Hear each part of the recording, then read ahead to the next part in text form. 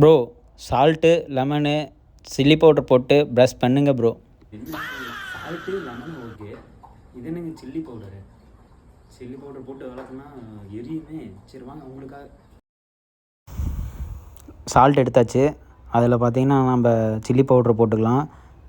அதுக்கப்புறம் கட் பண்ணி வச்சுருந்த லெமனை அதில் புழிஞ்சிக்கலாம் நல்லா. அதை அப்படியே மிக்ஸ் பண்ணிவிட்டு நம்ம ப்ரஷ் பண்ண ஆரம்பிக்கலாம். கைஸ் இப்போ ப்ரஷ் பண்ண போகிறோம்.